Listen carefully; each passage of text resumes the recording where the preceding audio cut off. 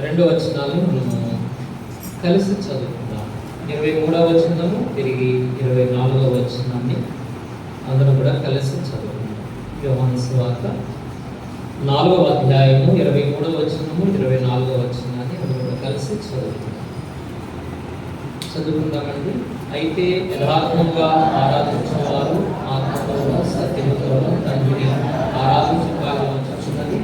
అది ఇప్పుడు వచ్చి ఉంది. నన్ను ఆరాధించేవారంటే వారి కారణం తండ్రి కోరుచున్నాను. దేవుడు ఆత్మ కనుక నన్ను ఆరాధించుకునేవారు ఆత్మతోనూ సత్యముతోనూ ఆరాధించుకోవాలని ప్రభు సహాయం కొరకు ప్రార్థన చేసుకుందాం.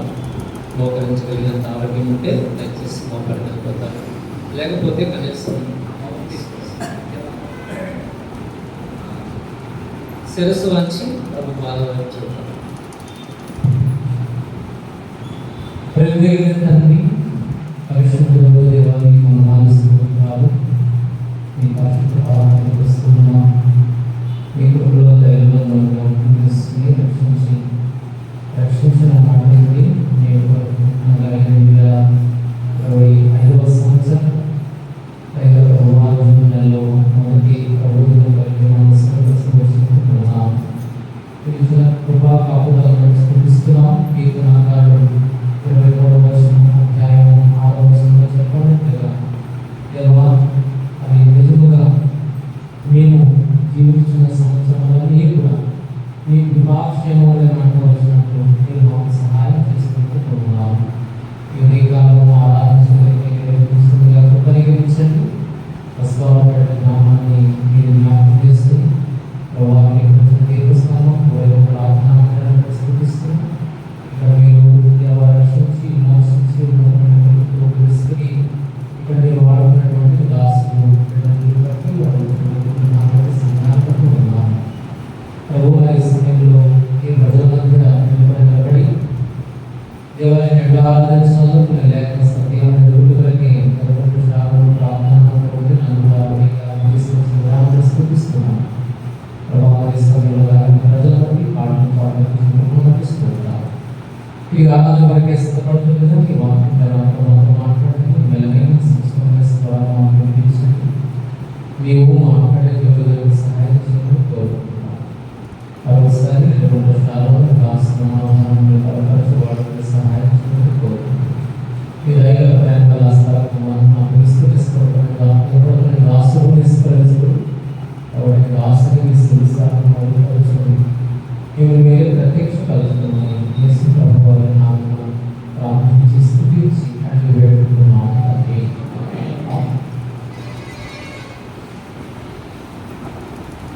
ఉదయకాల సమయంలో ప్రభువుని ఆరాధించడానికి కొరకై ఇప్పుడు వచ్చినటువంటి స్థానిక సంఘానికి, అలాగే స్థానిక దేవుని పరిచయలు కొనసాగుతున్నటువంటి దైవ సేవకులకు, వారి కుటుంబాలకు మన ప్రభువును రక్షకుడైన యేసుక్రీస్తు వారి నామములో అందరికీ వందనాలు తెలియపరుస్తూ ఉన్నాను. సమయంలో మనము దేవుని యొక్క వాక్యాన్ని చదువుకుంటూ వచ్చినాము. మరి యోహాను సువార్త 4వ అధ్యాయము మనము 23-24 వచనాలు చూస్తూ వచ్చినాం.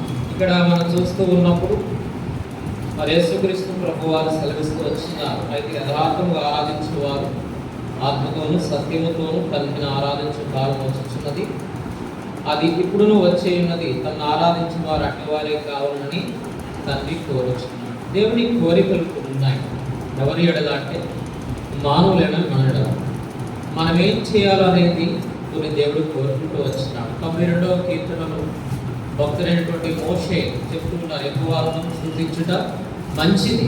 కాబట్టి నిజంగా దేవుని స్తుతించడం, దేవుని గణపరచడం, దేవుని ఆరాధించడం అనేది రక్షించబడ్డ మనకు దేవుడిచ్చినటువంటి ధన్యత, భాగ్యం. ఒక మాటలో చెప్పాలంటే అది మన బాధ్యత, రక్షించబడ్డ వారి యొక్క బాధ్యత. కాబట్టి చాలా సంఘాల్లో చాలా మంది వారు ఆరాధన అనేదానికి అర్థం తెలియకుండా ఉంటారు. అందుకే కొంతమంది ఆరాధనలో అడుగుతూ ఉంటారు, అంటే ఎవరిని ఎక్కిరించేది కాదు, ఎక్కాళ్ళు చేసేది కాదు, కానీ బైబిల్ సత్యాన్ని తెలుసుకోవాలనేది మా ఆలోచన.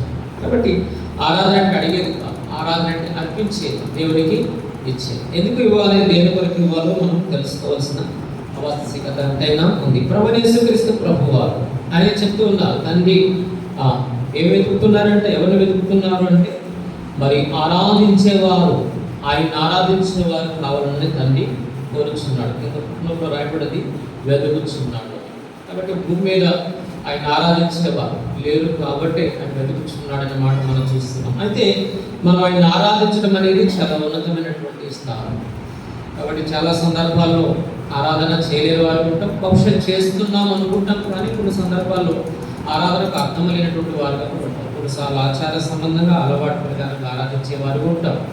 యేసుక్రీస్తు ప్రభువారు భూలోకానికి వచ్చిన తర్వాత మరి ఆయన యెరూషలేము దేవాలయంలో ఉన్నప్పుడు ఆ దేవుణ్ణి ఆరాధిస్తున్నాం అనుకునేటువంటి అనేక మంది ఆయన అందుకు వచ్చి ఉన్నప్పుడు ఆయన వార్త చెప్తున్నారు. మత్తయి వార్తలో 15వ అధ్యాయానికి మనం వెళ్ళినప్పుడు పరిశుద్ధ గ్రంథం బైబిల్లో ఆ మాట మనం చూస్తాము. మత్తయి వార్త 15వ అధ్యాయం 7-9 వచనాలు తెలుగు బైబిల్లో కలుస్తుంటే ఆ మాటను మనం చూస్తే కనుక ఆ యేసుక్రీస్తు ప్రభువారి మాట చెప్తూ ఉన్నారు. ఎందుకు మనం ఆరాధన వర్తమానాలు వినాలి? దేని కొరకు మనం ఆరాధన వర్తమానం వినాలి? మనకు ఆరాధించడం తెలియదా అంటే తెలుసు. అయితే మనకేం తెలుసు అనేది కాదు, దేవుడు మనకు ఎంతవరకు పరిచయమైనా ఆయన ఏమై ఉన్నాడనేది తెలుసుకోవడం మన బాధ్యత. కాబట్టి తెలిసి ఆరాధన చేయడం అది ఎంతో ఉత్తమం. తెలియకుండా చేసే ఆరాధన అలాంటిది కూడా మనం చూస్తున్నాం. చూడండి, మత్తయి వార్త 15వ అధ్యాయం 7-9 వచనాలు చూస్తే ఏమన్నారు ప్రభు? వేషధారులారా, ఈ ప్రజలు తమ పెదవులతో నన్ను ఘనపరచుదురు కానీ వారి హృదయం నాకు దూరంగా ఉన్నది. మనుషులు కల్పించిన పద్ధతులు దైవోపదేశములని బోధించుచు వారు నన్ను వ్యర్థముగా ఆరాధించుచున్నారు. ప్రభు వాడు చెప్తున్నా, ఆరాధించమన్న దేవుడి ఆరాధిస్తున్నాం అనుకున్నటువంటి ప్రజలతో చెప్తున్నా, అది కాదు ఆరాధన. మరి ఏది నిజమైన ఆరాధన, ఏది యథార్థమైన ఆరాధన, ఏది వాక్యానుసారమైన ఆరాధన అంటే ఏదో నేర్చుకున్న దాన్ని బట్టి కాదు, కానీ పరిశుద్ధ గ్రంథం బైబిల్ ఏం చెప్తుంది, దేవుని గురించి మనకి ఏం తెలియపరచబడుతుందో అది మనం ఎరగవలసిన వారమై ఉన్నాం. ప్రభు తెలియకుండా, ప్రభు మనస్సు తెలియకుండా, ప్రభు ఉన్నతమైన స్థితి తెలియకుండా ఎట్లా మనం దేవుని స్థితించగలం? చూడండి, ఈ రోజున నేను మీ మధ్యకి వచ్చిన రేపటి రోజున ఒకవేళ బ్రదర్ ఎట్లా ప్రకటన చేస్తారనుకోండి, ఉచితమైతే మరలా మన మధ్యకి ఆనపని వస్తున్నారు అన్నప్పుడు మీరు వెంటనే కొంతమంది నన్ను చూశారు కాబట్టి చక్కగా మీరు ప్రార్థన చేయగలుగుతారు. చూసినా చూడమని చేస్తారు, అది వేరే విషయం అనుకోండి. అయితే ఎవరు ఎలా ఉంటారు అనేది ఒకవేళ ఎవరైనా అడిగారు ఎవరు ఆనవుతారు, ఎలా ఉంటాడు ఆయన అంటే మీరు చక్కగా చెప్తారు, నల్లగా ఉంటాడు, ఇట్లా ఉంటాడు, ఇట్లా ఉంటాడు, ఇట్లా ఉంటాడు. ఎందుకని? చూశారు కదా. ఒకవేళ చూడలేదు అనుకోండి, మీరు ఏం చెప్తారు? ఏది చెప్పినా అది కేవలం ఊహ మాత్రం, ఊహ. బహుశా నేనంటాను, ఒక మనిషిని ఊహించి మనం చెప్పొచ్చేమో, కానీ దేవుని మాత్రం ఊహించి చెప్పడానికి మనకు వీలు లేదు. ఎందుకంటే దేవుడు మన ఊహకు మించినవాడు, మన ఊహకు మించినవాడు. ఇలా ఉంటాడని ఊహించేది కాదు. పరిశుద్ధ గ్రంథం బైబిల్లో చెప్పినట్లుగా ఏ మానవుడైనా సరే దేవుని గురించి రాస్తాడంటే ఊహించి రాస్తుంది కాదు. లేఖనము మానవుని యొక్క ఊహ నుండి కలిగినది కాదు. మానవుడు దేవుని అనుభవించిన తర్వాత, మానవుడు దేవుడిని చూచిన తర్వాత, తన అంతరంగంతో మానవుడు దేవుని గ్రహించిన తర్వాత రాయబడినటువంటి పరిశుద్ధ సత్యాలు. కాబట్టి మనం ఆరాధన అంటే ఆయన ఏమై ఉన్నాడో అది మనం ఎరిగి ఆ రీతిగా మనం ఆయన చేయటం, అది వాస్తవికమైన ఆరాధన, సత్యమైన ఆరాధన, నిజమైన ఆరాధన. అట్లా కాకుండా ఏదో ఎవరైనా చెప్పారన్నట్లు లేదా ఏదో అన్నట్లుగా మనం చేస్తూ ఉంటే కనుక ప్రభువారు ఈ మాట రాయబడినట్లుగా ఇశ్రాయేలు ప్రజల గురించి ఈ మాట రాస్తున్నారు, అది మన జీవితంలో కూడా ఆ పదం వర్తిస్తుంది. కాబట్టి అలా కాకుండా మనము లేఖనానుసారముగా వాక్యం ఏం చెప్తుంది. ఎందుకంటే పరిశుద్ధ గ్రంథం బైబిలే కదా, దేవుడు వాక్యమే కదా. దేవుడు అంటే యోహాను సువార్త 1వ అధ్యాయంలో మనం చూస్తున్నప్పుడు భక్తుడైన యోహాను సమాజానికి తెలియపరుస్తున్నాడు. ఎక్కడున్నాడు మీ యేసు ప్రభు? ఎవరు మీ యేసు ప్రభు? ఎలా ఉంటాడు మీ యేసు ప్రభు? బహుశా ఆయన ప్రశ్నించినారని. అందుకే యోహాను అంటున్నాడు, ఏమంటున్నాడు? ఆది యందు వాక్యము ఉండెను, వాక్యము దేవుని యందు ఉండెను, వాక్యము దేవుడే ఉండేది. కాబట్టి దేవుని వాక్యమును గైకొనడం, దేవుని గైకొనడం, దేవుని వాక్యము ఎరుగుతాం, దేవుని ఎరుగుతాం. అందుకే నాకు తెలిసి బహుశా ప్రపంచంలో బైబిల్ కోరస్ అనేది మన తలపైగా చూపిస్తూ పాటించేది ఒక దైవజనుడు భక్త్ సింగ్ గారు మాత్రమే చేశారు. ఎందుకని వాక్యం చాలా ప్రాముఖ్యమైనది సంఘానికి. కాబట్టి వాక్యం మనకు తెలియకుండా ప్రభుని మనం తెలుసుకోలేము. అందుకే ప్రభు చెప్పినారు యోహాను సువార్తలో, లేఖనములందు మీకు నిత్య జీవము గలదని వాటిని పరిశోధించుచున్నారు, లేక పరిశోధించుడి, అవే నన్ను గురించి సాక్ష్యం ఇస్తున్నాయి. కాబట్టి దేవుని గురించి సాక్ష్యం ఇచ్చేది దేవుని వాక్యం. అందుకే ఆ వాక్యం మనం చదువుతూ ఉన్నప్పుడు, ఆ వాక్యాన్ని మనం అనుసరిస్తూ ఉన్నప్పుడు, ఆ వాక్యాన్ని మనం చూస్తూ ఉన్నప్పుడు ప్రభువుని మరింతగా మనం తెలుసుకోగలుగుతాం. సరే, మంచిది. ఉదయకాల సమయంలో ప్రభువుని ఆరాధించడానికి వచ్చిన దేవుడు మనము ఆరాధించాలని కోరుకుంటున్నాడు. అయితే మనం ఆయన ఆరాధించాలి. ఎట్లా ఆరాధించాలి? ఏమని ఆరాధించాలి?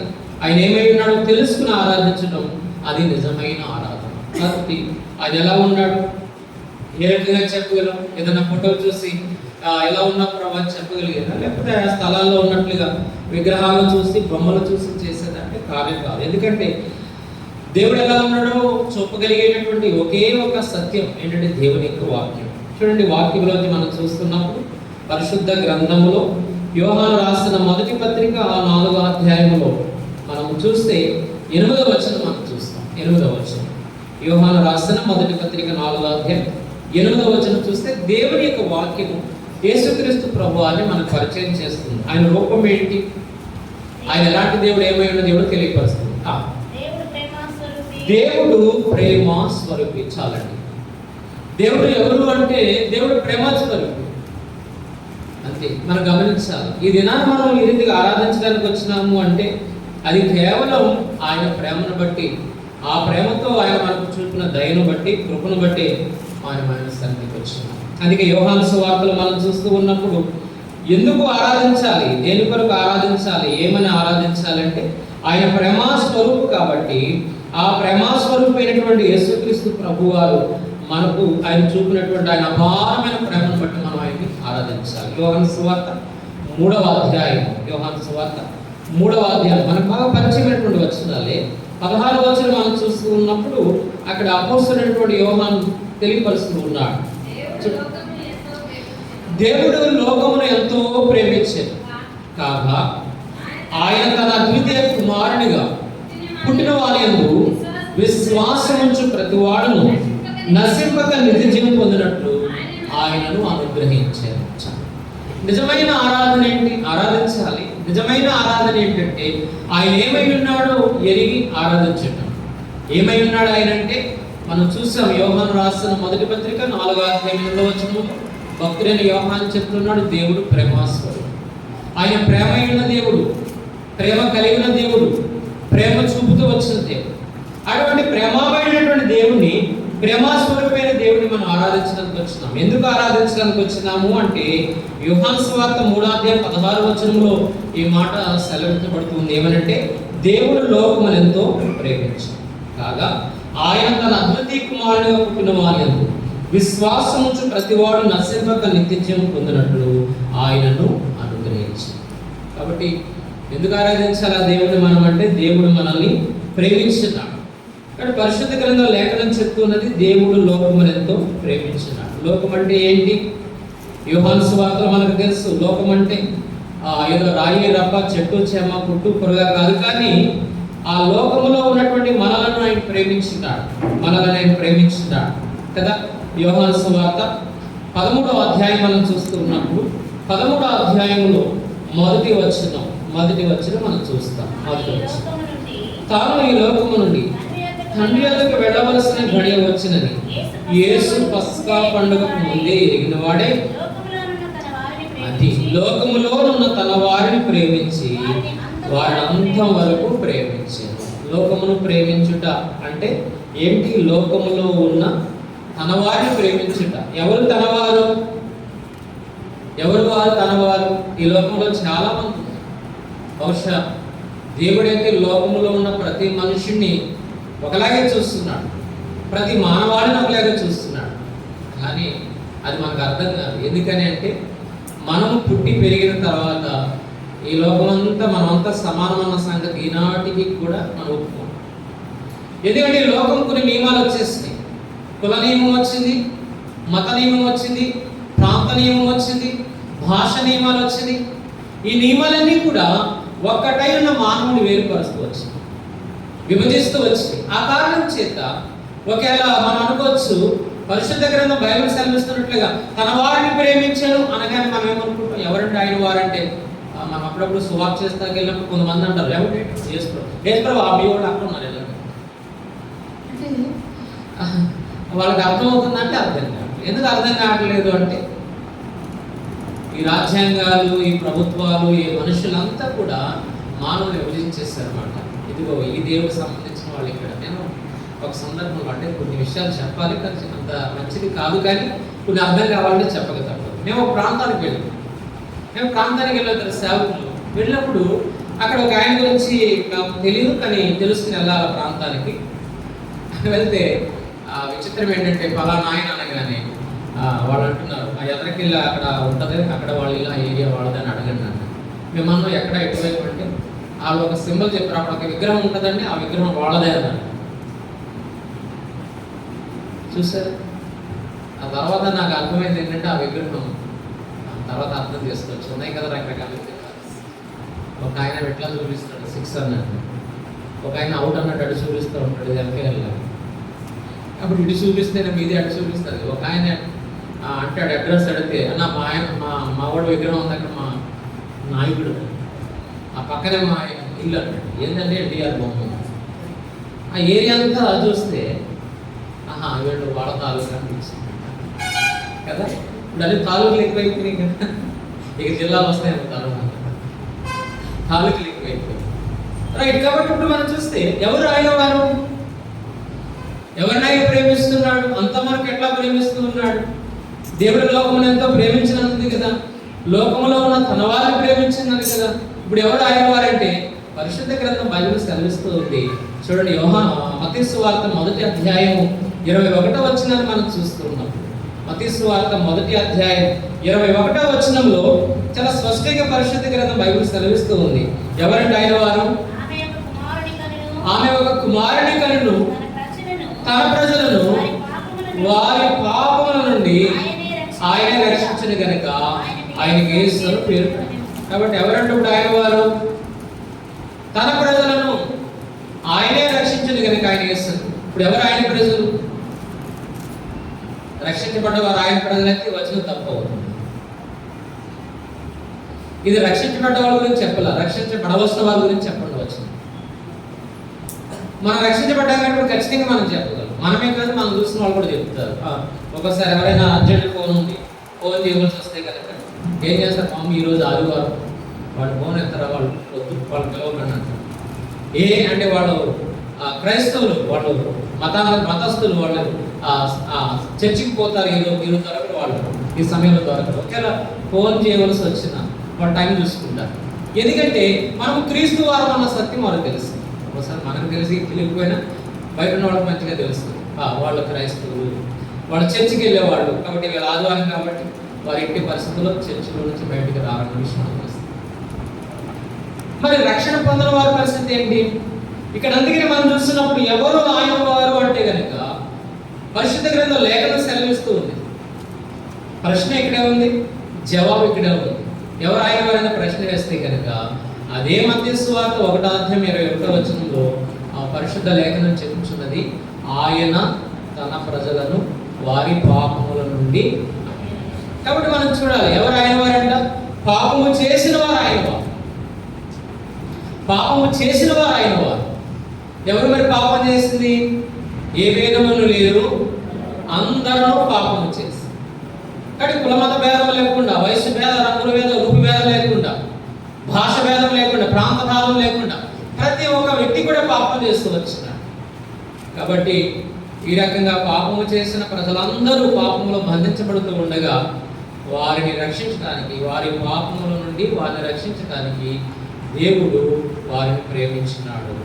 వారిని ప్రేమించి ఈ లోకానికి వస్తున్నాడు. దేవుడు ప్రేమస్వరూపి. కాబట్టి ఆ ప్రేమస్వరూపి దేవుడు మనం ఆరాధించడానికి వచ్చినాం. ఎందుకని అంటే ఆయన మనల్ని ప్రేమించినాడు కాబట్టి. ప్రేమించి ఏం చేస్తున్నాడు? బహుశా ఈ దినం ఇక్కడికి వచ్చిన వాళ్ళ కొందరు కొన్ని ప్రశ్నలు ఉండొచ్చు. ఏమిటా ప్రశ్నలు అంటే, దేవుడు నన్ను ప్రేమించాడు అంటున్నారు. ఏ ప్రేమించాడు? ఈ వారం నాకు ఏ మేలు చేయలేదు కదా. కొన్నిసార్లు మనం వెతుక్కుంటూ ఉంటాం. శనివారం రాత్రి రక్షించబడిన కొత్తలో నా అనుభవం అదే. ఈ వారం అంతా ఆరాధన చేయాలి, ఆదివారం మందిరానికి వెళ్ళి ఈ వారం అంతా దేవుడు ఏం చేశాడు, ఏం మేలు చేశాడు అని చూసుకుంటాం. కానీ కొన్నిసార్లు ఏదైనా దేవుడు చేస్తే దాన్ని బట్టి మనం ఆరాధించేవారుగా ఉంటామన్న ఆలోచన మనం ఉంటాం. ఒకవేళ ఏదైనా నష్టం జరిగితే, ఏదైనా కీడు జరిగితే, ఏదైనా వ్యాధి వస్తే, ఏదైనా బాధ వస్తే, ఏదైనా శ్రమ వస్తే, ఏదైనా నింద వస్తే, ఏదైనా అవమానం వస్తే, మరి అప్పుడు మనం ఆరాధన చేయగలమా అంటే ఆరాధన చేయలేం. కానీ దేవుడు ప్రశ్నించేవారు ఉంటాం. ప్రశ్నించడం ఆరాధన కాదు, ప్రశ్నించడం ఆరాధన కాదు, ప్రశంసించడం ఆరాధన. ఎప్పుడు ప్రశంసించాలా? అన్ని పరిస్థితుల్లో కూడా ఆయన ప్రశంసించవలసిన వారమై ఉన్నాం. పరిశుద్ధ గ్రంథం బైబిల్ సెలవిస్తుంది, ఇంకా కొద్ది క్షణాలకి నేను చనిపోతాననే విషయం నాకు తెలిసినప్పుడు కూడా నేను ప్రశ్నించేవాడుగా ఉండకూడదు, కానీ ప్రశంసించేవాడుగా ఉండాలి. అది ఆరాధన, అది ఆరాధకుని యొక్క జీవితం. ఇటు వారిగా ఉండాలని దేవుడు నిన్ను కోరుకుంటున్నాడు. మరి అయితే అటువంటి ఆరాధించే మనస్సు నీకుందా? ఒకవేళ నువ్వు ప్రశ్నించే వ్యక్తిగా ఉన్నావేమో ఈ వారం అంతా, ఎందుకు నా కుటుంబం ఇలా ఉంది, ఎందుకు నా కొడుకు ఇలా ఉన్నాడు, ఎందుకు నా కుమార్తె ఇట్లా ఉంది, వాళ్ళ జీవితాలు ఎందుకు ఇలా ఉన్నాయి, వాళ్ళ బ్రతుకులు ఎందుకు ఇలా ఉన్నాయి, ఎందుకు నా ఆర్థిక స్తోమత ఇట్లా ఉంది, ఎందుకు నా జీవితం మాత్రం ఇట్లా ఉంది, నాకంటే ముందుగా ఉన్నవాళ్ళు బాగానే ఉన్నారు, నాకంటే వెనకాల పుట్టిన వాళ్ళు బాగానే ఉన్నారు, నేను మాత్రం ఇలా ఎందుకు ఉండాలి, ప్రభా నన్ను మాత్రం ఇలా ఎందుకు ఉంచాను? ఈ ప్రశ్నలకు అర్థం చెప్పనా? దేవుని ప్రేమ మర్చిపోయినావు కాబట్టి ప్రశ్నించడానికి సాహసిస్తున్నావు. దేవుని ప్రేమ కనుక నీకు గుర్తుంటే అస్సలు నువ్వు ప్రశ్నించడానికి సాహసించు. దేవుడు నీ జీవితంలోకి ఏది అనుమతించినా కానీ దాని అంతటిని బట్టి, ఆ స్థితిని బట్టి నువ్వు దేవుడిని తప్పగా స్తుతించే వ్యక్తిగా, ఆరాధించే వ్యక్తిగా, మహిమపరిచే వ్యక్తిగా ఉంటావు. కానీ పేతురు భక్తుడు చెప్పినట్టుగా సిగ్గుపడే వ్యక్తిగా ఉంటావు. ఒకవేళ సిగ్గుపడే వ్యక్తిగా, ప్రశ్నించే వ్యక్తిగా, ఆరాధన చేయడానికి అవకాశాలు వెతుక్కునే వ్యక్తిగా ఉన్నావు అంటే కనుక ఆ ప్రభు ప్రేమ నీకు అర్థం కాలేదు. బహుశా ఈ దినము నన్ను దేవుడు ఇక్కడికి తీసుకొచ్చింది నీ కోసమేనే, అందరి కోసం కాకపోవచ్చు. నీ ఒక్క వ్యక్తిని ఆయన ప్రేమను ఎరిగి ఆ ప్రేమను బట్టి నువ్వు ఆయన ఆరాధించాలని దేవుడు నన్ను ఈ ప్రాంతానికి తీసుకొచ్చిన వాడిగా ఉన్నాడేమో కదా. ఇప్పుడు చూద్దాం, ఎందుకు ఆరాధించాలంటే ఆయన నన్ను ప్రేమించాడు కాబట్టి. ప్రేమించి ఏం చేసినాడు? యోహాను సువార్త 3వ అధ్యాయం. ఆయన ప్రేమ ఎంత గొప్పది, ఆ ప్రేమ యొక్క గొప్పతనం మనం ఎరగవలసిన వారమై ఉన్నారు. చూడండి, యోహాను సువార్త 3వ అధ్యాయము 16వ వచనం మనం చూసాం కదా. మరొకసారి చదవండి ఎవరైనా. కాబట్టి దేవుడు నిన్ను ప్రేమించాడు. ప్రేమించి ఏం చేస్తున్నాడు?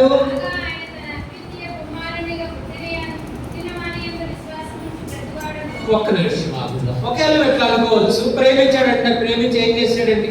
ఇదిగో నేను ఇది అడిగాను, ఇది ఇవ్వలేదు, అది అడిగాను, అది ఇవ్వలేదు, ఇలా చేయమని అలా చేయలేదు. ఒకవేళ ప్రశ్న నీకు ఉండొచ్చు.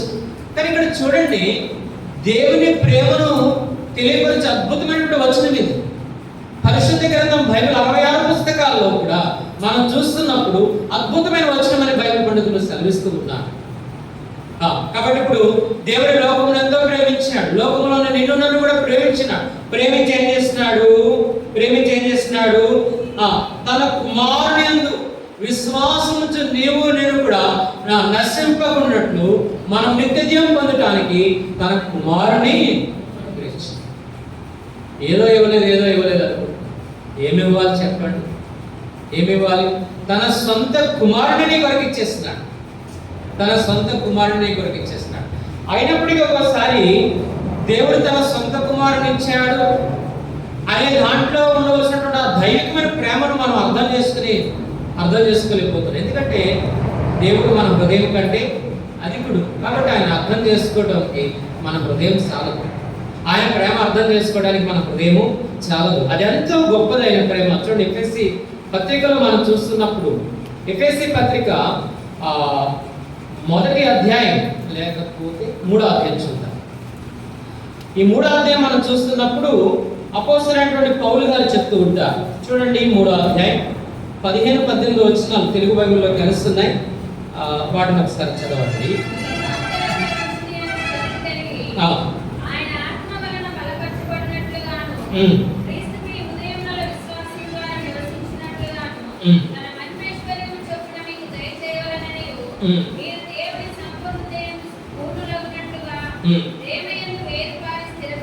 ప్రేమయందు వేరుపారి స్థిరపడి సమస్త పరిశుద్ధులతో కూడా దేని వెడల్పు?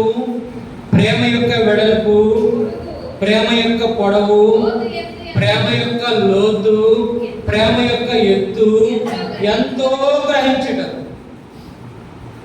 గ్రహించుటకు చదవండి. జ్ఞానమునకు మించిన క్రీస్తు ప్రేమను మీరు తెలుసుకొనుటకు తగిన శక్తి గల వారు కావాలని ప్రార్థించుచున్నాను. చూడండి, దేవుని ప్రేమ జ్ఞానమునకు మించింది. జ్ఞానానికి హద్దు ఉందండి? హద్దు ఉందా? బిఆర్ అంబేద్కర్ గారు ఎన్నో చదివారు, ఎన్నో డిగ్రీలు ఉన్నాయి. ఇక సమాజంలో ఉన్నటువంటి తన సమస్యల విషయం పోరాడాలని చెప్పేసి విద్య నాకు పోరాటం మొదలెట్టడేమో, కానీ ఒకవేళ చదువుకుంటూ పోతే కనుక ఆయుష్య దేవుడు ఈనాడికి చదువుకుంటానే ఉంటారు. జ్ఞానానికి హద్దు లేదు. కానీ పరిశుద్ధ గ్రంథం బైబిల్ చెప్తుంది అటువంటి జ్ఞానమునకైనా హద్దు ఉంది, కానీ దేవుని ప్రేమకి ఏం లేదు చెప్పండి? హద్దు లేదు. అందుకే యేసుక్రీస్తు ప్రభువారి ప్రేమ అవధులు లేని ప్రేమ, హద్దులు లేని ప్రేమ, షరతులు లేని ప్రేమ. అది ఎంతో గొప్ప ప్రేమ.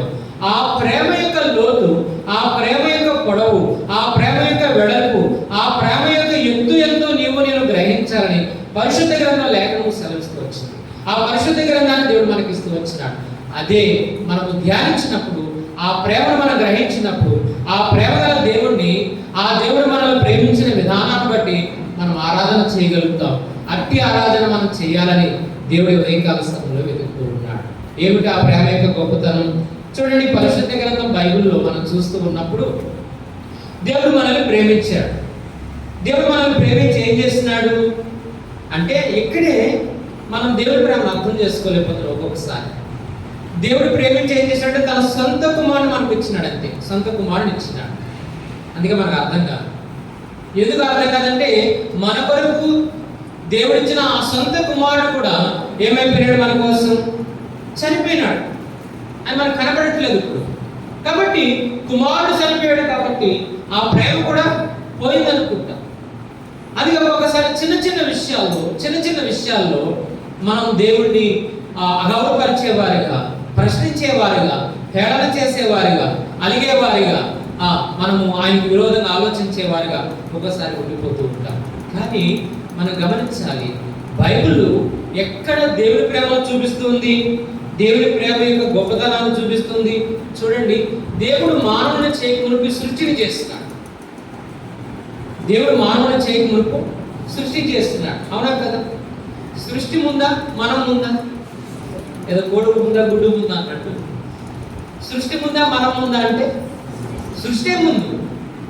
అయితే ఈ సృష్టి అంతా నేను దేని కొరకు చేస్తున్నాడు? ఎవరి కొరకు చేస్తున్నాడు? ఒక ఆయన ప్రశ్నిస్తూ ఒక అబ్బాయి అంటాడు, సూర్య భగవాన్ని పూజిస్తే తప్పేంటండి? సూర్యుడు ఇచ్చింది మనకు దేవుడు ఎందుకు ఇచ్చినాడు? పూజించమని ఇచ్చాడు అంటున్నాడు. ఈ సృష్టిని ఎక్కడ కూడా పూజించమని ఇవ్వాలి, అనుభవించమని ఇచ్చినాడు. ఈ సృష్టిని మనం అనుభవించాలి. సృష్టిని అనుభవించి ఏం చేయాలి? సృష్టికర్తను మనము స్తుతించాలి, కృతజ్ఞత కలిగి జీవించాలి. కాబట్టి అట్లాగా సృష్టిని దేనికి ఇచ్చినాడంటే, మనం సృష్టిని పూజించడానికి కాదు, కానీ సృష్టిని ఆరాధించడానికి కాదు, కానీ సృష్టిని అనుభవించడానికి. సరే, విషయం ఏంటంటే, సృష్టి ముందు ఈ రోజున మనకు అవసరం అనుకున్న ప్రతి దాన్ని మనమంటూ లేకమునిపే దేవుడు ఇచ్చేస్తున్నాడు. కానీ ఇవన్నీ కూడా, వీటన్నిటిలో మనం చూస్తే దేవుడి ప్రేమ స్పష్టంగా కనబడదు. కానీ పరిశుద్ధ గ్రంథం బైబిల్ చెప్తూ ఉంది, దేవుని ప్రేమను స్పష్టంగా చూడగలిగేది ఎప్పుడు అంటే, ఎక్కడ అంటే చూడండి, రోమాపత్రిక 5వ అధ్యాయం. ఈ సృష్టిలో మానవుడు దేవుడి ప్రేమను చూడలేకపోతున్నాడు, మానవుడు దేవుడి ప్రేమను పొందుకోలేకపోతున్నాడు, మానవుడు దేవుడి ప్రేమను గ్రహించలేకపోతున్నాడు. అయితే రోమాపత్రిక 5వ అధ్యాయము 8వ వచనం మనం చూస్తే, ఆ ప్రేమను దేవుడు వెల్లడిపరుస్తూ ఉన్నాడు. ఎట్లా? అయితే దేవుడు మన ఎడల తన ప్రేమను వెల్లడిపరుస్తున్నాడు. ఎట్లనగా, మనింకను పాపులమై ఉండగా క్రీస్తు మన కొరకు చనిపోయాను.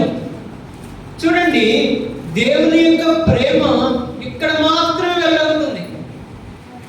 ప్రతి విషయంలో కూడా మరుగుగానే ఉంది, మనం అర్థం చేసుకోలేకపోతున్నాడు.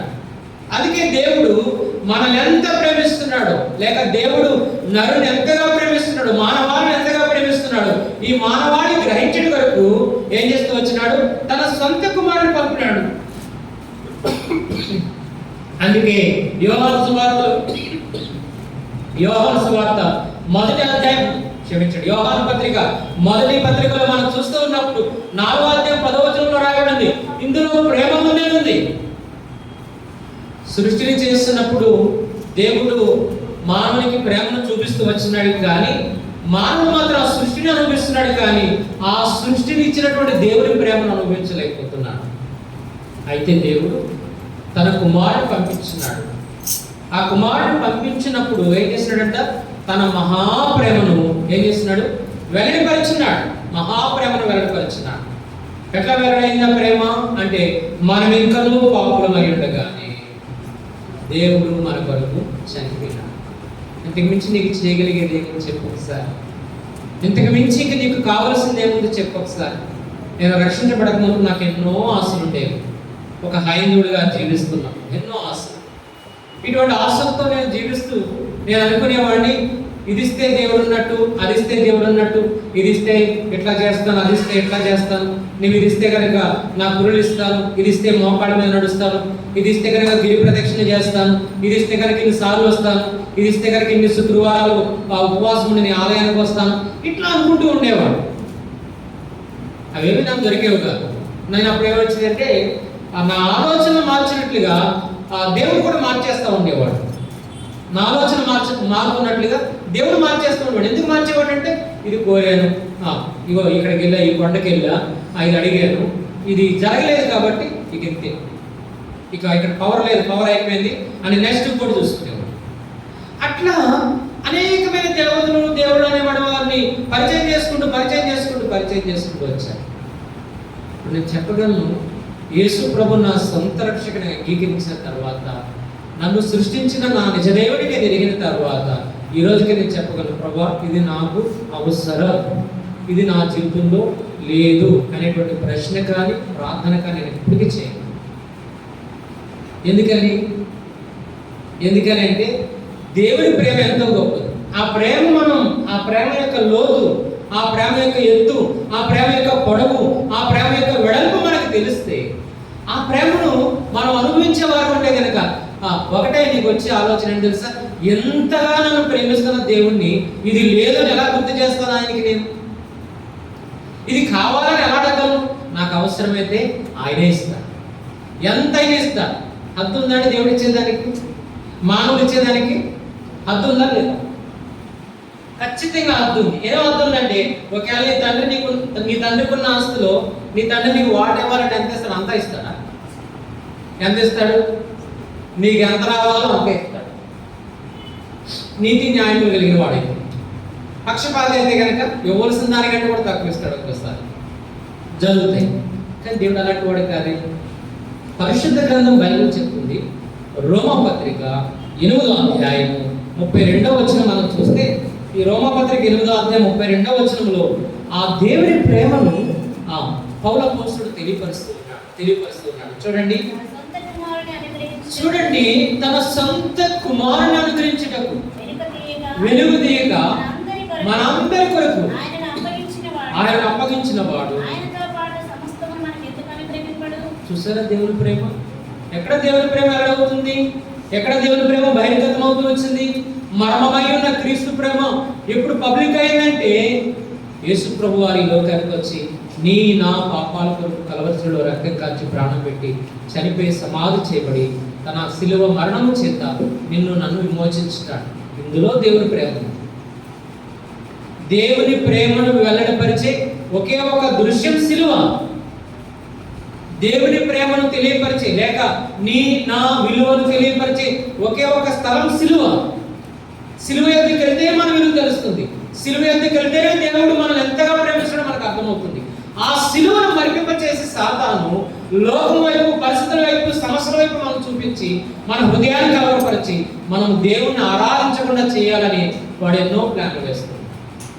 మనం తెలియక అజ్ఞానంతో యేసు ప్రభు నా పాపాల కొరకు చనిపోయాడన్న సత్యాన్ని మరిచి ఆ ఒక్క విషయాన్ని పక్కన పెట్టేస్తాం. ఒక్కోసారి ప్రార్థన గుర్తుంటుంది, వాక్యం గుర్తుంటుంది, ఆరాధన గుర్తుంటుంది, దేవుని మందిరం గుర్తుంటుంది, దైవజనం గుర్తుంటాడు, ఆదివారం గుర్తుంటుంది, ఆదివారం సమయం గుర్తుంటుంది. కానీ ఏం గుర్తుండదు తెలుసా? యేసుక్రీస్తు ప్రభు వారి శిలువ త్యాగం గుర్తుండదు. మర్చిపోతాం ఒక్కోసారి.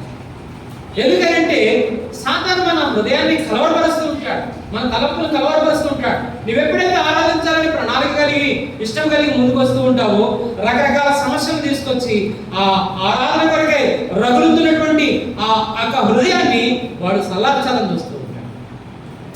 అయితే ఈ ఉదయకాల సమయంలో దేవుని ప్రేమను మీకు పరిచయం చేయాలనేది దేవుని యొక్క ఉద్దేశం.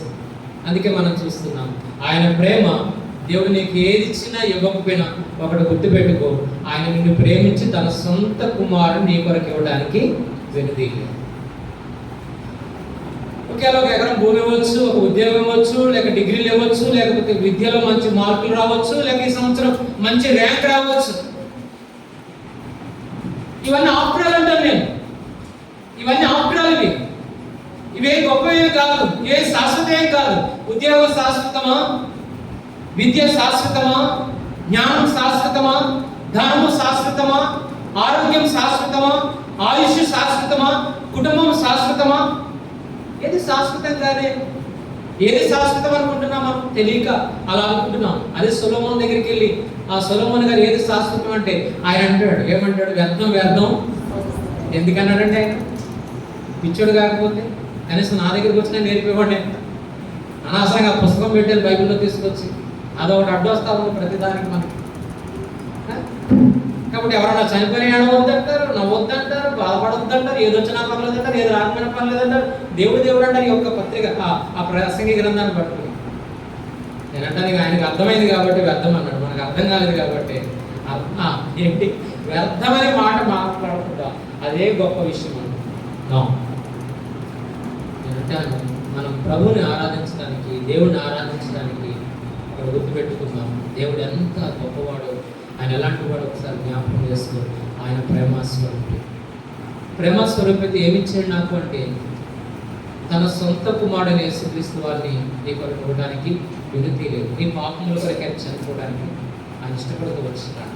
ఈ పాప క్షమాపణ, ఈ పాప విముక్తి నుండి నేను తప్పించబడ్డామన్న సత్యాన్ని బట్టి మనం దేవుడిని ఆరాధించాలి. చూడండి, ప్రకటన గ్రంథం 1వ అధ్యాయంలో ఆ పరలోకానికి వెళ్ళినటువంటి సమూహం లేకపోతే భక్త బృందం వారు దేవుని ఆరాధిస్తూ ఉన్నారు.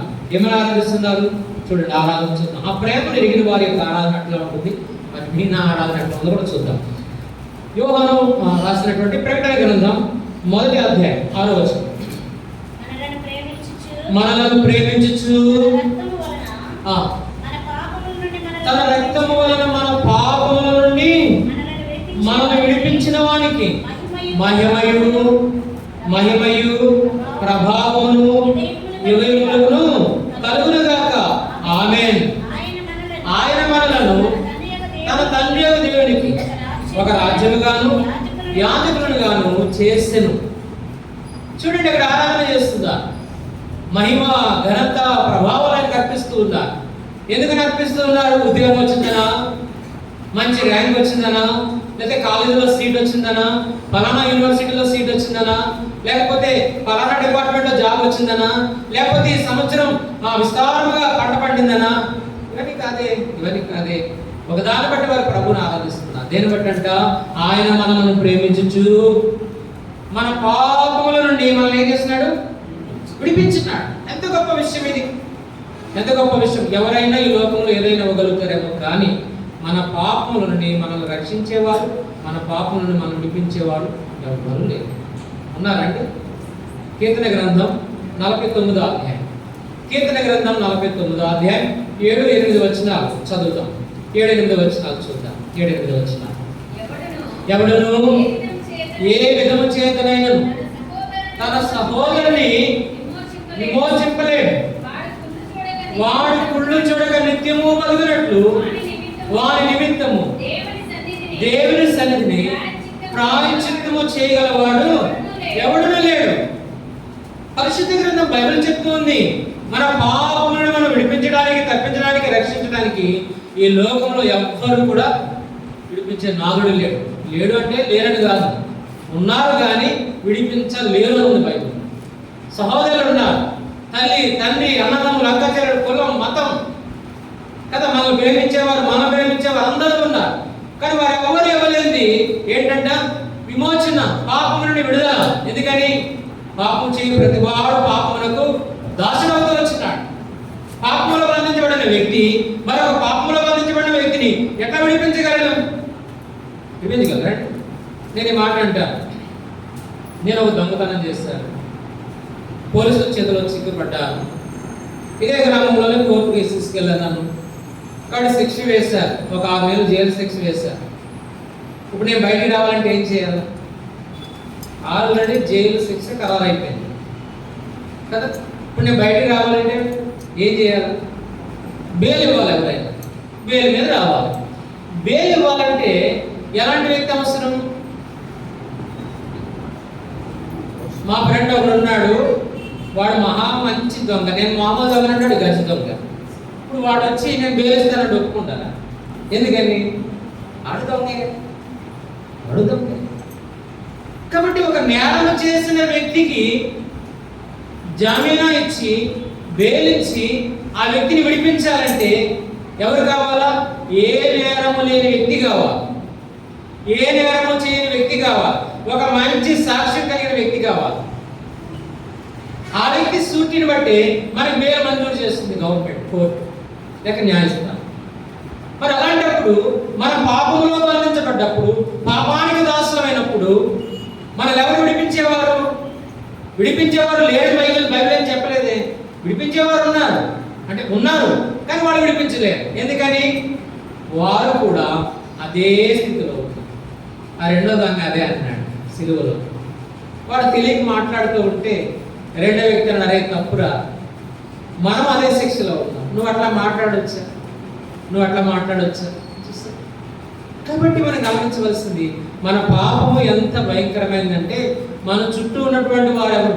మన తల్లి, మన తండ్రి, మన తోడపుట్టిన వారు, మన రక్త సంబంధికులు, భార్య, భర్త, మనం కన్నవారు, మనల్ని కన్నవారు, మన కులస్తులు, మన మతస్థులు, మనం ప్రేమించేవారు, మనం ప్రేమించేవారు అందరూ మన చుట్టూ ఉన్న ఎవరు విడిపించలేని స్థితిలో మనం ఉన్నాం. ఆ ఘోరమైన స్థితి ఏంటంటే పాపం అనేటువంటి బంధకం. అయితే ఆ బంధకాల నుంచి నిన్ను నన్ను విడిపించడానికి దేవుడు ఏం చేస్తున్నాడు? తన సొంత కుమారుని మన కొరకు అనుగ్రహించాడు. ఆ ప్రేమ అక్కడే మనకు వెల్లడవుతూ వచ్చింది. అందుకే దేవుని ప్రేమ ఏంటంటే వెల్లడవుతూ వచ్చింది. ఎట్లా అనగా, మనం ఇంకా పాపం అయ్యిండగా ఆయన మన కొరకు చనిపోయినాడు. చూడండి, దేవుడు మనం సేవిస్తున్న దేవుడు మహారోషం గలవాడు. ఎంత రోషం గలవాడంటే మనోడే కదా అన్నట్టుగా చూసి చూడట్టుగా వదిలేడు. అలా వదిలేస్తే ఆదాము పాపి కాదు. ఆదాము పాపి కాదు. ఆదాము ఒక్కడ పాపం కాకుండా సరిపోయేది, మనందరం పాపం కాకుండా కదా. ఆయన ఒక్కడ పాపం చేసిన కారణం చేత మనందరి పాపం పడేస్తాడు. ఎక్కడో చైనాలో పుట్టిందంట కరోనా. ఇప్పుడుగా వదలడం అయిపోయిందిరా బాబు అనుకుంటే రెండో విడత అయిపోయింది, మూడో విడతల వారి వస్తానే ఉంటుంది. మనం పరిచయం చేసుకుంటాం కదా. పాపం కూడా అంతే. ఒక్క మనుషుల ద్వారా ఈ లోకానికి వచ్చింది. ఆ ఒక్క మనుషుల ద్వారా ఈ లోకానికి వచ్చి కరోనా వచ్చినట్లుగా అనేక మందిలో ప్రవేశిస్తారు. కానీ దేవుడు ఎవరు? దేవుడు ఎలాంటి వాడు? ఇర్మియా గ్రంథం త్వరగా కొన్ని మాటలు చూసేసుకుని ముగిస్తా. ఇర్మియా గ్రంథం 17వ అధ్యాయం. ఇర్మియా గ్రంథము 17వ అధ్యాయం మనం చూస్తున్నప్పుడు ఈ 17వ అధ్యాయంలో ఈ మాట రాయబడుతూ వచ్చింది. ఇర్మియా గ్రంథము 17వ అధ్యాయము 17వ అధ్యాయంలో మన దేవుడు రోషం గలవాడు. 10వ వచనం చదువుతారా? 10వ వచనం. ఒకరి ప్రవర్తనను బట్టి వారి క్రియల ఫలము చప్పున ప్రతికారము చేయటకు యెహోవా అను నేను హృదయమును పరిశోధించువాడను. ఎవరంటే దేవుడంటే ఎవరండి? మన ప్రవర్తనను బట్టి మనం ఎవరమో దాన్ని బట్టి మనకి ప్రతిఫలం ఇచ్చేవాడు. ప్రవర్తన బట్టి చూస్తే మనం ఎవరము? ఎఫెసీ పత్రిక 2వ అధ్యాయం 3వ వచనం రాయబడింది కదా. మునుపు మనం కూడా ఏం చేస్తున్నాము? వారితో కలిసి కడమవారి వలనే స్వభావ సిద్ధముగా దైవోగ్రతకు, ఎందుకని పాపం చేస్తున్నాం. పాపం చేసిన ప్రతి వ్యక్తి మీదకి ఏమవుతుంది? దేవుని గుర్తు వస్తుంది. అదే మనం ఆదికాండం 6వ అధ్యాయానికి వెళ్ళినప్పుడు చూస్తాం. ఆదికాండం 6వ అధ్యాయంలో మానవుని దేవుడు సృష్టిస్తే దేవుని చేత సృష్టించబడిన మానవుడు దేవుని మాట వెనక పాపం చేసిన కారణం బట్టి ఆ మానవునికి దేవుడు ప్రతిఫలం ఇవ్వాల్సి వస్తే ఏమిచ్చినాడు? జల ప్రళయం ద్వారా మరణాన్ని ఇస్తూ వచ్చినాడు. దేవుడు హృదయంలో నొచ్చుకుంటూ ఉన్నాడు. అరే వీడు పాపం చేసి నా చేత శిక్షించబడుతూ ఉన్నాడే, పాపం చేయకుండా ఉంటే బాగుండే అనుకుంటున్నాడు. కానీ మానవుడు ఆగుతున్నాడా? పాపం చేస్తూ ఉన్నాడు, పాపం చేస్తూ ఉన్నాడు, పాపం చేస్తూ ఉన్నాడు. అలాగే ప్రతి వ్యక్తి పాపం చేస్తూ ఉన్నాడు. దేవుడేమో న్యాయముగా తీర్పు తీర్చే దేవుడు కనుక ఆయన న్యాయముగా చూస్తే ఏం చేయవలసి వస్తుంది? ప్రతి వ్యక్తిని శిక్షించవలసి వస్తుంది, ప్రతి వ్యక్తికి మరణం విధించవలసి వస్తుంది. అయితే కరుణా సంపన్నుడైన దేవుడు తన కుమారుని లోకానికి పంపించేందుకు తన ప్రేమ వార్తను వెల్లడిపరుస్తూ వచ్చినాడు, కానీ అది మానవుడు గ్రహించలేకపోయాడు. అప్పుడు ఏ మానవుడు నశించుకోవడం ఆయనకి ఇష్టం లేక ఒక మాట చెప్పినాడు. ఏ మాట? యెహెజ్కేలు గ్రంథము 18వ అధ్యాయం 23వ వచనం. యెహెజ్కేలు గ్రంథము 18వ అధ్యాయం 23వ వచనం. తరచుగా చూస్తున్నాం 18:23. దుష్టులు మరణమునందుట చేత నాకేమాత్రమైన సంతోషము కలుగునా, వారు తమ ప్రవర్తనను దిద్దుకుని బ్రతుకుటే నాకు సంతోషం. దేవుడు చూడండి తన హృదయాన్ని వ్యక్తపరుస్తూ ఉన్నాడు. ఒక మనుషుడు పాపం చేసినప్పుడు ఆ మనుషుని చంపడం, ఆ మనుషుని శిక్షించడం, ఆ మనుషుని శపించడం దేవునికి ఏమాత్రం కూడా ఇష్టం లేదు. మరి ఏంటి దేవుడు కోరుకునేది? ఆ మనిషిలో మార్పును కోరుకుంటున్నాడు. ఆ మార్పు కొరకే దేవుడు ఏం చేస్తూ వచ్చినాడు? మొదటి నుండి కూడా ఏం చేస్తూ వచ్చినాడు? తన పరిశుద్ధ ప్రవక్తలు పంపిస్తూ వచ్చినాడు. దినవృత్తాంతముల 2వ గ్రంథం 30వ అధ్యాయం 7వ వచనం, 8వ వచనం, 9వ వచనం చూస్తూ ఉంటే కనుక ఆ ప్రవక్తలను అవే తెలియపరుస్తూ వచ్చినాడు. చూడండి దినవృత్తాంతముల 2వ గ్రంథము 30వ అధ్యాయం చదవండి. తమ పితరుల దేవుడైన యెహోవా ఎడల మీ పితరుల వలెను మీ సహోదరుల వలెను మీరు ప్రవర్తింపకుడి. వారి ప్రవర్తన ఎట్టిదో మీకు అగుపరచు నిమిత్తం ఆయన వారిని చూడండి. దేవుడు ఎందుకు శిక్షించాడు మన పితరులను? వాళ్ళకి ఎందుకు అట్లా సంభవించింది అంటే యుగాంతమందు మనకు బుద్ధి కలగడానికి, దుష్టాంతముల వారిగా దేవుడు అనుమతిస్తూ వచ్చినాడు.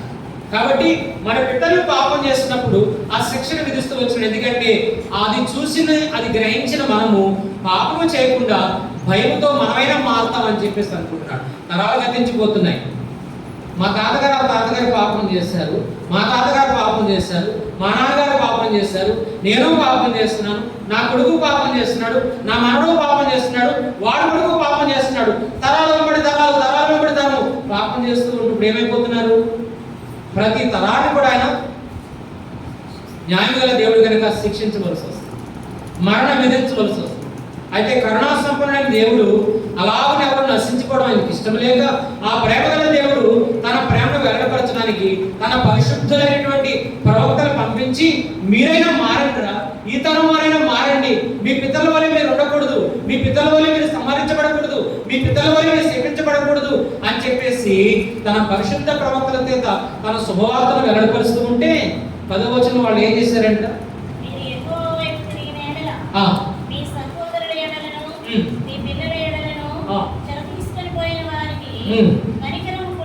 కనికరం పుట్టును వచ్చి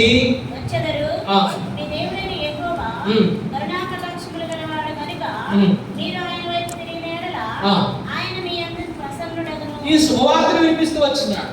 కానీ మానవులు ఏం చేశారంటే 10వ వచనం, మానవులు ఏం చేశారు? ఆ వార్తను విన్నారు కానీ అంచెవాండ్రులు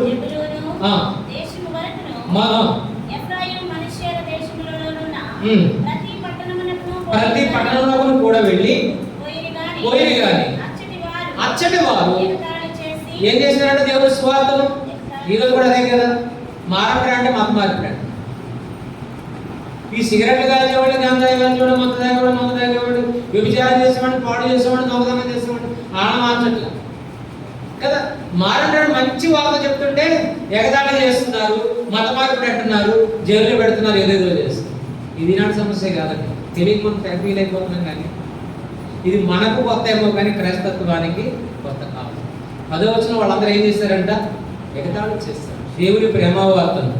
దేవుడు పరలోకము నుండి తన వాక్కును పంపి, తన పరిశుద్ధులను పంపి, తన ప్రవక్తను పంపి వారి ద్వారా శుభవార్త తెలియపరుస్తూ ఓ మానవులారా, మీ ప్రవర్తన దిద్దుకోండి, మీ బ్రతుకులు మార్చుకోండి, మీ క్రియలు మార్చుకోండి, మీ తలంపులు మార్చుకోండి, మీరు బ్రతుకుతారా అని చెప్పేసి అంటే, మీ పితరుల వల్ల మీరు సంహరించబడకూడదు, నా ఉగ్రతకు పాత్రలు కాకుండా మీరు తప్పించబడాలంటే ఈ శుభవార్తను అంగీకరించండి రా అంటే వాళ్ళు ఏం చేస్తున్నారంట, అది అంతా విని ఎగతాళి చేస్తూ వచ్చింది. అప్పుడు ప్రభు చూస్తున్నాడు, దేవుడు చూస్తున్నాడు పరలోకం నుండి. చూసి మరి ఎట్లా, ఏంటి ఇలా అయిపోయారు వీళ్ళు అని ఆలోచన చేస్తూ ఉంటే, అప్పుడు ఇర్మియా గ్రంథంలో దేవుడే చెప్తున్నాడు మానవాళిని చూసి, మానవాళ పరిస్థితిని చూడండి. 10వ అధ్యాయం, ఇర్మియా గ్రంథం 10వ అధ్యాయం. ఇర్మియా గ్రంథము 10వ అధ్యాయం మనం చూస్తున్నప్పుడు, ఈ 10వ అధ్యాయంలో ఏం చూస్తాం, లేకపోతే 13వ అధ్యాయం 23వ వచనం చూడండి. 13:23. ఎస్, 13:23. కూషు దేశస్థుడు మార్చుకొనగలడా? చిరతపులి తన మచ్చను మార్చుకొనగలదా? అలా మార్చుకొనగలిగినట్టే కీడు చేయటకు అలవాటు పడిన మీరును. కాబట్టి వారు ఏమైపోయారు? పాపం చేయడానికి అలవాటు పడిపోయారు. మారట్లా. దేవుడు చూశాడు, ఇప్పుడు శుభవార్త పంపించినా మారట్లేదు, ఆ పరలోకం నుండి నా ప్రేమవార్తను తెలియపరిచిన వారు మారట్లేదు. ఏంది కారణం అంటే వాళ్ళు దేనికి అలవాటు పడిపోయారంట? పాపానికి అలవాటు పడ్డారు. కాబట్టి అందుకే అంటున్నాడు, కూషు దేశస్థుడు తన చర్మపు రంగును మార్చుకోలేదు, చిరతపులు తన మచ్చల రంగును మార్చుకోలేదు. కాబట్టి పాపానికి అలవాటు పడిన మీరు మారుతారు, ఎందుకంటే వారి జీవితంలో మార్పు లేదు. మానవుడు ఆ రీతిగా పాపం నుండి తప్పించుకోలేకపోతున్నాడు, పాప స్వభావం నుంచి తప్పించుకోలేకపోతున్నాడు. అందుకే దేవుడు ఇది చూస్తున్నాడు. ఇర్మియా గ్రంథం 10వ అధ్యాయం 23వ వచనం. ఇర్మియా గ్రంథం 10వ అధ్యాయం 23వ వచనం. చూడండి, మానవుడు తమ మార్గమును ఏర్పరచుకునడా వారి వశంలో లేదు. మనుషులు తమ ప్రవర్తన యందు వారి వశంలో లేదని దేవుడే చూస్తున్నాడు. ఇక మానవుడు మారే అవకాశం కనపడట్లేదు, మార్పు చెందే అవకాశం కనపడట్లేదు. అప్పుడు ఆ మానవుడిని సంహరించడం, మానవుడు నశించుకోవడం దేవుడికి ఇష్టం లేక అప్పుడు ఆయన చూస్తున్నాడు. యెషయా గ్రంథం 6వ అధ్యాయంలో చెప్పినాడు, నా నిమిత్తం ఎవరు వెళతారు అన్నప్పుడు, అప్పుడు తన కుమారుడైన యేసుక్రీస్తు వారి మాట అన్నారు. ఏమన్నారు? తండ్రి, నేను వెళ్తాను, నీ ప్రజల మార్పు నిమిత్తం, నీ ప్రజల మరణం నిమిత్తం, వారి పాపములకు ప్రాయశ్చిత్తం నిమిత్తం నేను వెళ్తాను. అలాగున యేసు ప్రభు వారు ఈ లోకానికి వచ్చి మార్పు చెందని మన హృదయాన్ని మారడానికి ఇష్టపడుతున్నాం. ఎలా మారాలో తెలియక పాపానికి అలవాటు పడి, పాపాన్ని తింటూ, పాపాన్ని త్రాగుతూ, పాపంలోనే తొక్కుట్లాడుతూ, ఏ మానవుడు కూడా మన పాపాన్ని మనం తప్పించలేని దుస్థితిలో, దీనస్థితిలో మనం ఉన్నప్పుడు కరుణా సంపన్నుడైన దేవుడు ఆయన ఈ లోకానికి వచ్చి మన కొరకు మానవావతారం ఎత్తి, నీ నిమిత్తం, నా నిమిత్తం, మనందరి నిమిత్తం, మన పాపం నిమిత్తం ఆయన కలవలసిలో రక్తం కాల్చి ప్రాణం పెట్టుకోవచ్చు. అర్థమైందా శిలువ యొక్క విలువ? అర్థమైందా యేసుక్రీస్తు వారి త్యాగమైన కొన్ని గొప్ప సత్యం? అర్థమైందా దేవుని ప్రేమ అంటే? చూడు, ఆది నుండి జరుగుతున్నటువంటి విషయాలు మనం చూసుకుంటూ వచ్చాం. ఇది యేసుక్రీస్తు వారి యొక్క శిలువ మరణం వెనుకున్న దేవుని ప్రేమ. దేవుడు తన సొంత కుమారుని ఈ కొరకు లోకానికి అనుగ్రహించినాడు, నిన్ను నన్ను విమోచించడానికి. ఆయన శిలువ మరణము చేత మనం సంధించేసి, ఆయన శిలువ రక్తం చేత మనం పరిశుద్ధపరిచి, పవిత్రపరిచి, చెడిపోయి పడిపోయిన మనం, దైవ బ్రతుకు పాత్రమైన మనల్ని తన మహాప్రేమ చేత మనం విమోచించి విడిపించి, ఏ దేవునికి మనం శత్రుమైపోయినామో మరలా తిరిగి అదే దేవునికి మనం ఏం చేస్తున్నాడు? కుమారుడుగా, కుమార్తెలుగా చేస్తూ వచ్చినాడు. ఎంత గొప్ప బాంధం, ఎంత గొప్ప బాంధవ్యం ఇది! అంత మాత్రమే కాదు, శాపములో మనం ఉన్నప్పుడు ఆ శాపం కిందకి ఆయన వెళ్ళి ఆ శాపం నుండి మనం విడిపించి, విమోచించి మనల్ని ఏం చేస్తున్నాడు? ఆశీర్వాదానికి వారసులుగా చేస్తున్నాడు. ఇది దేవుని ప్రేమ కాదు. ఈ ప్రేమను అర్థం చేసుకోవాలి. ఇది నీకు అర్థమవుతే, దేన్ని బట్టి నేను ఈ వారు నేను ఆరాధించిన ప్రవారి నీ ప్రశ్నకు ఈ ఉదయకాల సమయంలో పరిశుద్ధ గ్రంథం బైబిల్ చెప్పే సత్యం, సమాధానం ఏంటో తెలుసా? ఆయన ప్రేమను బట్టి ఆయన ఆరాధించు. ఒక నీ జీవితంలో ఎన్ని కష్టాలు, ఎన్ని నిందలు, నేను అవమానాలున్నా ఒకటి గుర్తు చేసుకో, దేవుడు నిన్ను ప్రేమిస్తున్నాడు. ఎవరు నిన్ను ప్రేమించినా ప్రేమించకపోయినా, ఎవరు నిన్ను పట్టించుకున్నా పట్టించుకోకపోయినా, ఎవరు నిన్ను పలకరించినా పలకరించకపోయినా, ఎవరు నేను ఇష్టపడకపోయినా, ఆయనను ప్రేమించి తన కుమారుని అనుగ్రహించుకున్నాడు. ఈ దేవుడి ప్రేమ నీకు అర్థం కావట్లేదు. ఒకసారి జ్ఞాపకం చేసుకో, ఆ ప్రేమను గుర్తు చేసుకో. ఆ దైవ ప్రేమను బట్టి, ఆ ప్రేమ స్వరూపమైన దేవుడు ఈ లోకంలో నిన్ను ప్రేమించి తన కుమారుని అనుగ్రహించినాడు. ఆ కుమారుని బట్టి నీవు నేను కూడా ఆ దేవుణ్ణి ఆరాధించాలని ఈ ఉదయకాల సమయంలో ఓరేగులో దేవుడు నిన్ను నన్ను వెతుకుతున్నాడు. మరి ఏం చేద్దాం? ఆరాధన చేద్దామా? దేవుడు సంతోషపరిచేవారు ఉన్నాం, దేవుని కనపరిచేవారు ఉన్నాం. ఆయన మన కొరకు రక్తం కార్చి ప్రాణం పెట్టి మన నుండి ఏమడుగుతున్నాడండి? ఏమడుగుతున్నాడు? ఆరాధన తప్ప ఏదైనా ఉందా? మనం స్వచ్ఛంగా ఇవ్వాల్సింది ఏమన్నా? స్వచ్ఛంగా ఇవ్వాల్సింది ఏమీ లేదు. అందుకని ఈ ఉదయకాల సమయంలో ఆ దైవ ప్రేమను జ్ఞాపకం చేసుకుని, ప్రభా ఇంత ఘోర పాపం, నీ ఉగ్రతకు పాత్రురాలు అటువంటి నన్ను నీ కుమారుడైన యేసుక్రీస్తు వారి ద్వారా నేను రక్షించబడాలని, ఆ ఉగ్రత నుండి, ఆ నరకం నుండి, ఆ తీర్పు నుండి, అగ్ని నుండి నేను తప్పించబడాలని నన్ను ప్రేమించి నా కొరకు నీ కుమారుడైన యేసుక్రీస్తు వారిని పంపించాను. నా పాపం నుండి బదులుగా నీ కుమారుడైన యేసుక్రీస్తు వారి మీద ఆ పాపాన్ని మోపినాం, శాపాన్ని మోపినాం. ఆయన నలగొట్టకు ఇష్టపడ్డాను. దేవా నీ పొందనాలు అని ఈ ఉదయకాల సమయంలో కొద్ది నిమిషాలు కనుక దేవుని స్తుతించగలిగితే, నిన్ను రక్షించినందుకు, నిన్ను ప్రేమించినందుకు, నిన్ను ప్రేమించి తన కుమారుడు యేసుక్రీస్తు ప్రభువుని సిలువలో చేజారి విడిచినందుకు ఆయన సంతోషపడేవాడు, తృప్తి పడేవాడు. ఒక వాడు జ్ఞాపకం చేస్తాడు. మీ అందరూ బహుశా తెలుసు, ఇక్కడ కొంతకాలం ఏరియాలో సేవ చేస్తూ ఉన్నాడు అనంత కుమార్ అని. వాళ్ళ అబ్బాయి ఇక్కడే చనిపోయాడు, జనగారిలో నుంచి ఇట్లా వస్తున్నాడు. చనిపోయినప్పుడు నేను మాట్లాడితే ఆయన ఎట్లా ఆదరించాలో నాకు అర్థం కాదు. ఎందుకంటే చిన్న వయసులో చనిపోయాడు బాబు. నేను అడిగిన సంవత్సరం బాబు వాగ్దానం ఏంటంటే దర్శకరణ 53 అధ్యాయం 10 వచ్చాడు. ఏంటని చూస్తే అతను నలగొట్టేటప్పుడు అమ్మో బాబు దేవునికి ఇష్టమైంది. తల్లిదండ్రులకు ఇష్టమవుతుంది, అమ్మమ్మ తాతయ్యకి ఇష్టమవుద్దా, నానమ్మ తాతయ్యకి ఇష్టమవుద్దా, మేనత్తకి ఇష్టమవుద్దా, పెదనాన్న చిన్నాన్నకి ఇష్టమవుద్దా, స్నేహితులకి ఇష్టమవుద్దా, భార్య భర్తలకు ఇష్టమవుద్దా? వాళ్ళు ఎంతో బాధపడ్డారు, కురిగిపోయారు, కొంతకాలం బయటకు రాలేకపోయారు. వాళ్ళు ఎట్లా ఆలోచించారు నాకు అర్థం కాదు. నేనంటాను, ఇచ్చింది దేవుడు, పుచ్చుకున్నది మనం. పుచ్చుకొని మనమే తలడిల్లిపోతే దేవుడు తన ప్రియ కుమారుడు, జనదేక కుమారుడు, సొంత కుమారుడిని అదే వచనం రాయబడింది, అతని నలగొట్టడానికి యెహోవాకు నిన్ను ప్రేమించి ఏ పాపం ఎరిగిన దేవుడు నీ పాపం కొరకు ఆ కలవరసులను నలగొట్టడానికి ఇష్టపడ్డాడు. కుమారుడు అన్నాడు, నా దేవా నా చెయ్యి అలా విడిచితివి అంటే ఆ హృదయం ఎలా ఉంటుందండి? తండ్రి హృదయం మనకు తెలుసు కదా, తల్లిగా మీకు తెలుసు, తండ్రిగా మనకు తెలుసు. మన పిల్లలకు జ్వరం వస్తే తట్టుకోలేదు, చిన్న సమస్య వస్తే తట్టుకోలేదు. మరి నీ కొరకు తన సొంత కుమారుడిని నలగొట్టేకి ఇష్టపడ్డాడంటే ఆయన నిన్ను ఎంతగా ప్రేమిస్తున్నాడు ఒకసారి జ్ఞాపకం చేస్తాడు. చాలదా ఈ ప్రేమ ఆరాధన చేయడానికి? చాలదా ఈ ప్రేమ? ఇంతకంటే ఇంకా ఎక్కువ కావాలా? కాబట్టి ఆ ప్రేమకు నిన్ను నన్ను పాత్రలుగా చేస్తున్నాడు. కానీ సత్యాన్ని మనం దేవుని స్తుతిద్దాం, దేవుడిని ఆరాధిద్దాం. అట్లాగా పరిశుద్ధాత్మ దేవుడు మన హృదయాలను సిద్ధపరచును గాక.